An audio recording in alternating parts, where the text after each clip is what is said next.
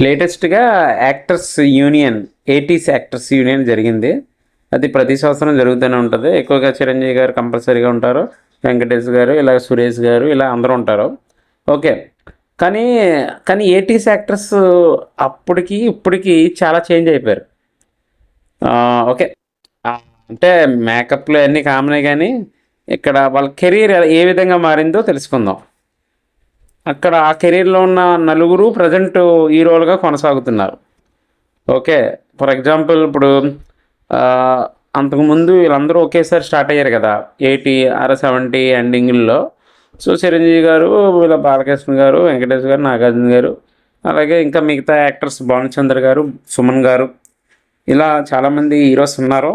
And Naresh గారు, రాజేంద్ర ప్రసాద్ గారు ఇలాగా చాలామంది అందరూ అప్పట్లో ఒక కాంపిటీషన్ కదా! అందరూ హీరోలే. ఎవరి కాళ్ళు కాంపిటీషన్ ఉండేది. ఒక్కొక్కసారి సుమన్ గారు ఉండేవారు. ఒక్కోసారి బాలకృష్ణ గారు ఉండేవారు. ఎక్కువగా చిరంజీవి గారు తెలిసిందే. సో, అలాగా కాంపిటీషన్స్ ఉండేవి. కానీ ఆళ్ళు 80స్ నుంచి ఒక 90స్‌కి బిలో అంటే ఐ మీన్ సారీ 2000కి బిఫోరే కొంతమంది కెరియర్ అనేది హీరోగా అంతరించిపోయింది. కానీ కొంతమంది ఏంటంటే ఇంకా కొనసాగుతూ ఉన్నారో చూద్దాం. అసలు ఏం జరిగిందో విశేషాలేంటో చూద్దాం. సో, 80స్‌లోనే సుమన్ గారి ఎంట్రీ జరిగింది గదా! అలాగే కాంటెంపరరీ యాక్టర్ అయిన భానుచంద్ర గారు వీళ్ళిద్దరూ కలిసి చాలా సినిమాలు నటించారు. అండ్ ఆళ్ళ ఫైటింగ్‌లు, కరాటీ హీరోలుగా మంచి పేరొచ్చింది. సో, సుమన్ గారు అందగాడు అని కూడా అనేవారు. సో, భానుచంద్ర గారేంటంటే కరాటీ అదే ఇద్దరూను. సో, కానీ ఇద్దరు కెరీర్ ఏంటంటే ఒక 80స్‌లో బానే కొనసాగింది. 90స్‌లోకొచ్చేటప్పటికి అంటే 95 తర్వాత కూడా ఆళ్ళు ఈ భానుచంద్ర గారనేది హీరోగా క్లోజ్ అయిపోయింది. సుమన్ గారేంటంటే ఒక 2000 వరకు వచ్చారు. ఆ తర్వాత కొన్ని సంవత్సరాలు వెరీ ఫ్యూ ఇయర్స్ మాత్రమే కొన్ని హీరోగా తీశారు గానీ అప్పటికే 90స్‌లోనే ఆయన స్టామినా అనేది పడిపోయింది. అంటే జనాల్లో ఆయన మీద ఉన్న హీరో ఇంట్రెస్ట్ అనేది పోయింది. సో, అలా సుమన్ గారు, భానుచంద్ర గారు తర్వాత నుంచి ఇంకా సైడ్ క్యారెక్టర్‌లో అలా ఇంకా అలా రోల్స్ అనేవి మారిపోయినాయి. ఇంకా ఆళ్ళు హీరోగా చేయడానికి ఇంకా అవకాశం ఉండదు. ఇంకా అది జరగదు కదా ఎప్పటికి. ఇంకా అలాగే నరేష్ గారు, రాజేంద్ర ప్రసాద్ గారు ఇద్దరు కమెడియన్స్. అంటే ఒకళ్ళకొకళ్ళు పోటీ. సో, కామెడీ హీరో అంటే ఇంకా రాజేంద్ర ప్రసాద్ గారే. ఆయనకి పోటీగా ఈ నరేష్ గారు ఉండేవారు. కానీ ఈళ్ళు కూడా ఏంటంటే ఇలా 95 దాటాక అప్పుడే 90-90 మధ్యలో ఈళ్ళది మంచి హై లెవెల్‌లోకెళ్ళింది. నరేష్ గారు గాని, ఎస్పెషల్లీ రాజేంద్ర ప్రసాద్ గారు.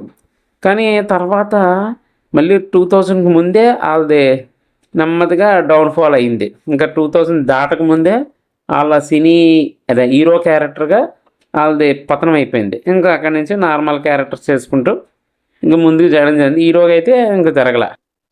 ఇంకా అలాగే ఇంకా చాలామందున్నారు.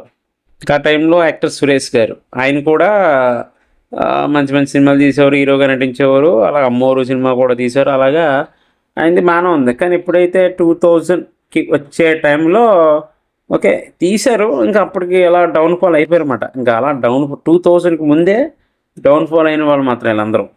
అలాగే 'జాకీ షరీఫ్' చూసుంటారు అందులో ఫోటోల్లో. ఆయన అలాగే కొంతమంది యాక్టర్స్ అంటే ఇంకంటే వాళ్ళందరూ హీరోగా నటించిన వాళ్ళే. కానీ అలా అలా డౌన్‌ఫాల్ అయిపోయారు 2000కి ముందే.